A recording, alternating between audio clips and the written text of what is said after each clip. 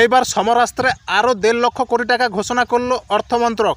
বাংলাদেশের নতুন বন্ধু পাকিস্তান একজোট হয়ে তারা ভারত বিরোধী প্রচার ও প্ররোচনার প্রজেক্ট নিয়েছে। এমনই বৃহত্তম চক্রান্তের আভাস পেয়েছে নয়াদিল্লি। আর তাই ভারত সব রকম পরিস্থিতির জন্য প্রস্তুত হচ্ছে। প্রথম পদক্ষেপ, বিপুল বাড়তে চলেছে দেশের প্রতিরক্ষা বাজেট। আসন্ন বাজেটে সামরিক খাতে অত্যন্ত 1.5 লক্ষ কোটি টাকা বেশি বরাদ্দ হওয়ার সম্ভাবনা। অর্থমন্ত্রকের কাছে এই মর্মেই প্রস্তাব ও রূপরেখা জমা দিয়েছে প্রতিরক্ষা মন্ত্রক।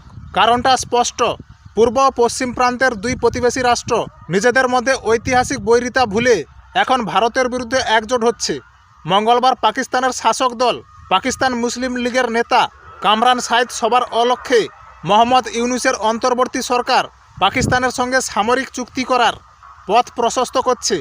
বিগত মাসগুলিকে পাকিস্তানের সরকার গুপ্তচর সংস্থা ISI 3 সামরিক বাহিনীর প্রতিনিধিদের সঙ্গেই পৃথকভাবে বৈঠক করেছে বাংলাদেশের অন্তর্বর্তী সরকার। পাকিস্তান ও বাংলাদেশের মধ্যে দীর্ঘস্থায়ী স্ট্র্যাটেজিক চুক্তি স্বাক্ষরের পথে এগোচ্ছে ঢাকা। ভারতের জন্য প্রধান উদ্বেগসূচক বার্তা হলো বাংলাদেশে যে কোনো সময় পাক সেনা প্রবেশ করতে পারে। এই চালিকা শক্তির মূল চুক্তির দেশ হলো চীন।